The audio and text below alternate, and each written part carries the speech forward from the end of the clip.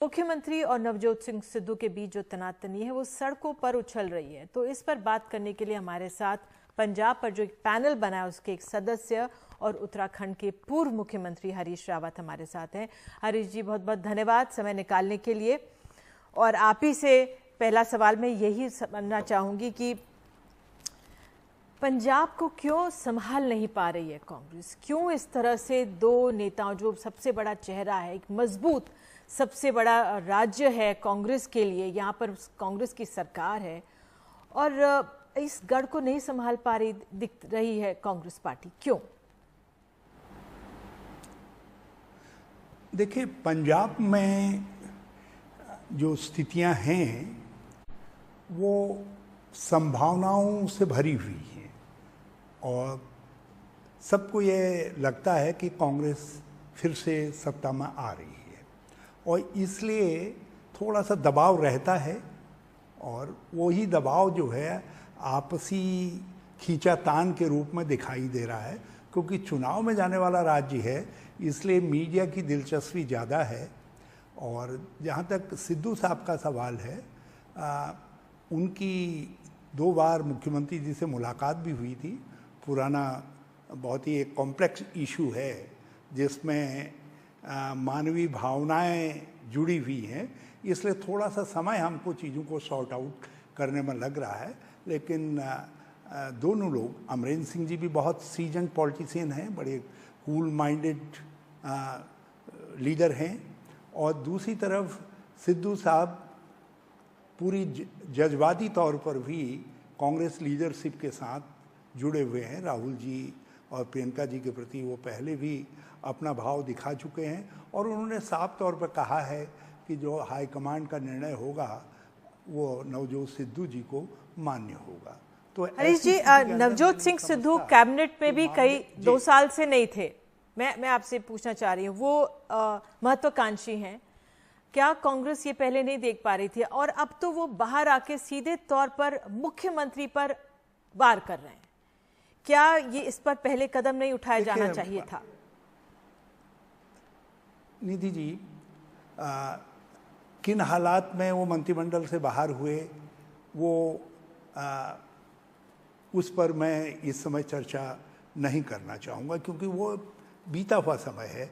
मैं आगे की तरफ देखना पसंद करूँगा और मुझे ये लगता है कि जिस प्रकार से सिद्धू साहब ने इच्छा जाहिर की है और बातें कही हैं, जैसे उन्होंने कहा कि मैंने मुद्दों की बात उठाई है।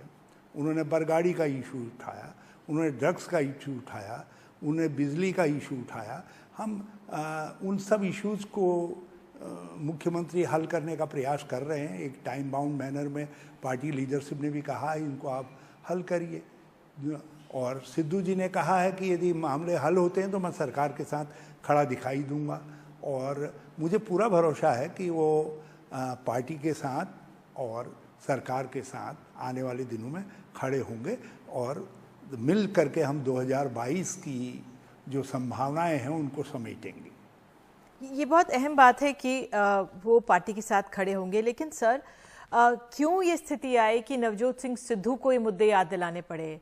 क्यों ये जरूरत हुई कि आपको ये मुद्दे याद दिलाने पड़े? आज हमने देखा कि अरविंद केजरीवाल जाते हैं और 300 यूनिट फ्री की बात कर रहे हैं, जबकि आप लोगों ने तो उसमें 200 यूनिट फ्री की बात पहले ही की थी, तो आपको भी याद दिलाना पड़ रहा था मुख्यमंत्री को। तो ये क्यों हालात परिस्थिति बनी कि मुख्यमंत्री को याद दिलाया जा रहा है?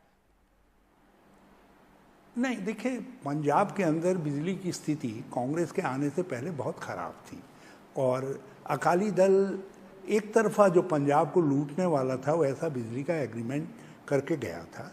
उसमें से कुछ हिस्से को हमने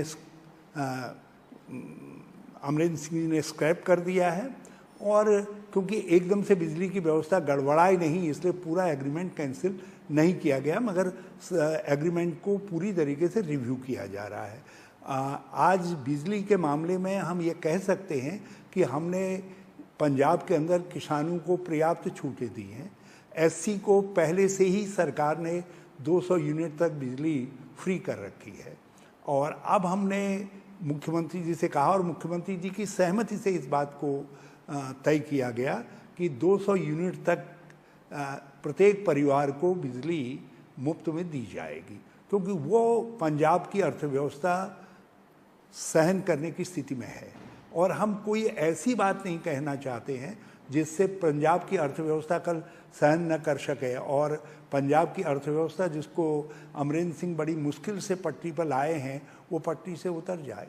इसलिए देखिए, कुछ लोगों का तो ऐसा है कि वादे कर दो फिर देखा जाएगा। देखिए, दिल्ली को मैनेज करने में इसलिए कुछ लोग सफल हो गए क्योंकि दिल्ली की बिजली की व्यवस्था को मिसेस शीला दीक्षित बहुत सुधार करके गई थी, और एक प्रकार से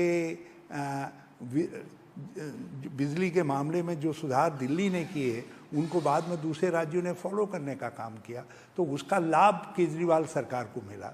तो पंजाब के अंदर हम वो लाभ उनको नहीं लेने देंगे, इसीलिए हम सरकार में हैं और हमने 200 यूनिट तक बिजली पंजाब के लोगों को। आपने अगर दिल्ली की बात कर दी तो मैं पूछ दूं आपसे हरीश जी कि आपके लिए आम आदमी पार्टी ज्यादा बड़ी चुनौती पंजाब में है कि बीजेपी? देखिए, बीजेपी तो कहीं है ही नहीं। बीजेपी तो आज लोग बीजेपी को छूना भी पसंद नहीं कर रहे हैं, क्योंकि बीजेपी लोगों को किसान विरोधी के रूप में दिखाई दे रही है। किसान विरोध का मतलब है पंजाब विरोधी ताकत के रूप में दिखाई दे रही है। बल्कि अकाली दल जो कल तक उनके दोस्त थे, आज भी अंदर ही अंदर दोस्त हैं, वो भी अब उनका नाम बाहर लेना पसंद नहीं करते, और लेते हैं तो गाली दे करके नाम लेने का काम करते हैं। हमारा मानना यह है कि वहाँ पर कांग्रेस के सामने स्पष्ट तौर पर कोई चुनौती नहीं है। हाँ, लेकिन हरीश जी, नवजोत सिंह सिद्धू ने तो यही आरोप लगाया जो है अपने को नवजोत सिंह सिद्धू ने तो यही आरोप लगाया कि क्या अकाली के साथ कुछ तालमेल मुख्यमंत्री बिठा रहे हैं या बातचीत हो रही है, इस ओर उन्होंने इशारा किया भटिंडा में। नहीं, कहीं कोई अकाली के साथ तालमेल का सवाल ही पैदा नहीं होता। जो गुरु ग्रंथ साहब की बेअदबी के दोषी है जो पार्टी, उस पार्टी के साथ कांग्रेस का कहीं दूर दूर तक मेल नहीं हो सकता। कांग्रेस की सरकार का दूर दूर तक मेल नहीं हो सकता। जो पार्टी के बड़े नेता ड्रग्स के मामले में गले गले तक डूबे हुए हैं, और अब जो जांचें आ रही हैं वो सीधे सीधे उनके बड़े नेताओं को इंगित करने का काम कर रही है, उस पार्टी से जो पंजाब के जनता के आवाम के विरोध में है, उसके साथ हमारी कैसे कोई संबंध हो सकता है? दूर दूर तक। हरीश जी, अब दिल्ली में आ जाते हैं क्योंकि सबकी नजरें उन तस्वीरों पर हैं कि राहुल गांधी और प्रियंका गांधी और सोनिया गांधी की मुलाकात होगी नवजोत सिंह सिद्धू से, और फिर कुछ समाधान निकलेगा। अब किस तरह का समाधान निकल सकता है? उप मुख्यमंत्री बनाएंगे, कैंपेन पार्टी के अध्यक्ष बनाएंगे, किस तरह से आप उनको समझाएंगे और वो भी मानेंगे? देखिए, सोनिया जी ने एक 3 मेंबर कमेटी, खड़गे साहब हमारे सीनियर लीडर थे, उनकी अध्यक्षता में बनाई, जयप्रकाश जी और मैं उसका मेंबर थे। हम लोग करीब 172 लोगों से मिले और हमने बहुत डिटेल में 4 दिन तक लोगों से चर्चा की, और उसके बाद एक रिपोर्ट कांग्रेस अध्यक्षा को सौंपी। बहुत सारे लोगों ने राहुल गांधी जी से मिलने की इच्छा व्यक्त की थी। राहुल जी ने उनको समय दिया, बड़ी कृपा की और उन सब की बातें सुनी। आज लीडरशिप के बाद पूरा फीडबैक है। कई लोग पंजाब से अनुरोध कर रहे हैं उनसे मिलने का। राहुल जी और प्रियंका जी किनको समय देते हैं ये उनको तय करना है, लेकिन इतना तय है कि हम लोगों ने जो एक फार्मूला इवॉल्व किया है, उस फार्मूले में सिद्धू साहब के लिए भी बहुत वो महत्वपूर्ण भूमिका में होंगे, ये मैं कह सकता हूँ। उनकी क्षमता का भरपूर उपयोग किया जाएगा और बाकी सबको साथ लेकर के चलने का प्रयास किया जाएगा। अब किस रूप में क्या क्या डेवलपमेंट होते हैं, क्योंकि वो बताने की स्थिति में मैं नहीं हूँ। वो कांग्रेस जी, वो केवल कांग्रेस अध्यक्षा जब उसको अंतिम रूप देगी तभी मैं कुछ कह पाने की स्थिति में रहूँगा। बिल्कुल, आपने कहा कि बहुत महत्वपूर्ण उनको अहम स्थिति दी जाएगी, तो ये अपने आप में बड़ी बात है हमारे लिए। सर, क्योंकि आप उत्तराखंड से, एक सवाल उत्तराखंड पर भी, क्या अब जिस तरह से घमासान कांग्रेस के अंदर पंजाब में दिख रहा है, क्या ऐसा ही कुछ हमें उत्तराखंड में भी देखने को मिलेगा? मैं एक बात कहूं, एक पुराना शेर है, हम आ विभरते हैं तो हो जाते हैं बदनाम। दूसरी पार्टियों के अंदर क्या कुछ नहीं हो रहा है। उत्तराखंड के अंदर आप देखिए, भाजपा को अपना मुख्यमंत्री चलते चलते बदलना पड़ा और उसके बाद दूसरे मुख्यमंत्री आए। अब उन मुख्यमंत्री के सामने प्रश्न ये उठ रहा है कि वो विधानसभा का चुनाव 6 महीने के अंदर लड़ करके सदन के सदस्य हो पाएंगे, नहीं हो पाएंगे। बड़े बड़े घोटाले सामने आ रहे हैं, जिसमें कुंभ के दौरान कोरोना टेस्टिंग का एक ऐसा घोटाला है जिस घोटाले ने सारे राज्य को हमको शर्मसार करने का काम किया है। उन सब बातों पे नहीं, लेकिन कांग्रेस के अंदर हम एक लोकतांत्रिक पार्टी हैं। लोकतांत्रिक पार्टी में अलग अलग तरीके के विचार होते हैं, सोचें उभरती हैं, लेकिन ऐसा कहीं नहीं है, कोई घमासान नहीं है। मैं ये कह सकता हूँ जो भी हमारी पिछले दिनों सीएलपी की लीडर की आकस्मिक मौत हो गई, तो उनके स्थान पर सीएलपी के लीडर का चुनाव होना है। जी, सबने सर्वसम्मत तरीके से कांग्रेस हाईकमान को कहा है कि वो नामजद कर दे। लेकिन सर, क्योंकि कांग्रेस अभी विपक्ष में, तो क्यों नहीं बीजेपी की अगर ये कमजोरी है उसको उठाती हुई नजर आ रही?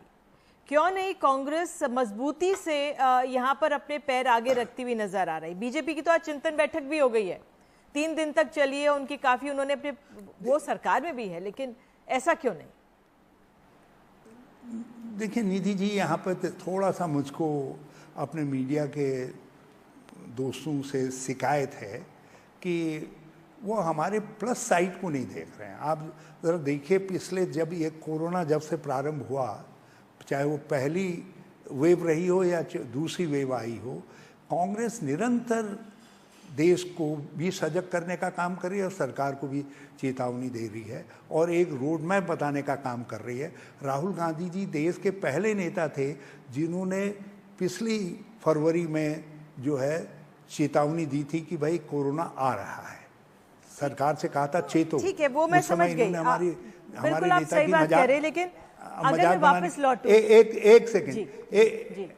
एक सेकंड, हमने जब ये दूसरी वेव आई तो राहुल जी पहले नेता थे देश के विपक्ष के जिन्होंने जो है चेतावनी दी थी कि ये दूसरी वेव आ रही है, ये बहुत खतरनाक है और आपकी तैयारियां शून्य हैं, आप तैयारी करिए करके। अभी हमने इतना जो वाइट पेपर, एक डॉक्यूमेंट, वो ऐसा डॉक्यूमेंट है जो कोरोना पर आज की स्थिति और आगे की लड़ाई के लिए पूरे देश को तैयार करने का काम कर रहा है। लेकिन हम जो कुछ कर रहे हैं उसको लोग उतना जितना महत्व देना चाहिए था वो महत्व नहीं दे रहे हैं। हरी जी, सियासत पे अगर मैं वापस लौटूं, पहले व्यक्ति हैं विपक्ष के, सियासत में वापस लौटूं, जो हमारी चर्चा शुरू हुई थी पंजाब को लेकर, सर पंजाब को लेकर चर्चा शुरू हुई थी, कहा ये जा रहा है जी, कहा ये जा रहा है कि अभी बैठक ही नहीं हो रही है, सिद्धू और राहुल गांधी की बैठक ही नहीं हो रही है, ऐसा है? मुझे उस विषय में, क्योंकि ये उनके मिलने के विषय में उन्होंने मुझसे कोई बात हुई नहीं थी, बल्कि मैं उनको आमंत्रित कर रहा था मिलने के लिए और उनकी सास की तबीयत कुछ ख़राब हो गई थी इसलिए वो नहीं आ पाए थे। लेकिन राहुल जी से, प्रियंका जी से कुछ मिलने का प्रोग्राम है, ये मैंने मीडिया में जाना। अब ये क्योंकि बहुत सारे हमारे पंजाब के नेता, देश के नेता हमारे नेताओं से मिलते हैं तो उसका ट्रैक रखना मेरे लिए संभव नहीं है। तो मैं एक बात दीजिए कि आपके आज्ञा देता है कि इस बैठक को इतना उछाला गया सर और फिर ये बैठक नहीं हो रही है? अगर नहीं, ये हमारी तरफ से नहीं उछाला गया है, ये हमारी तरफ से कुछ नहीं कहा गया है, लेकिन मैं मुझे जानकारी नहीं, लेकिन मैं श्री नवजोत जी से संपर्क करूंगा कि क्या ऐसी कोई बात वो मिलना चाहते तो उनके, वो तो कभी भी मिल सकते हैं, कभी भी मिल सकते हैं, कहीं भी मिल सकते हैं। लेकिन मुझे लग रहा है कि या तो मेरी जानकारी में नहीं है या फिर कोई और बात है कि वो नहीं मिल पाए या मिल पाए, ये मुझे कोई जानकारी नहीं है। आप कुछ जिक्र कर रहे थे कि किसी की तबीयत ठीक नहीं थी जी, इसलिए शायद बैठक ना हो रही, मुलाकात ना हो रही हो। उनकी सिद्धू, मेरी सिद्धू साहब से बात हुई थी, वो मुझसे मिलने आने वाले थे, मैं उनसे मिलना चाह रहा था। बहुत सारी चीज़ों को जो है एक लॉजिस्टिक अप्रोच तय करनी है हमको बहुत सारे मामलों पर। उसके लिए सिद्धू साहब से बात करना बहुत ज़रूरी था। तो उनका दूसरे दिन मुझको टेलीफोन आया कि मैं आना चाह रहा था, लेकिन मेरी मदर इन लॉ की तबीयत कुछ ख़राब है करके।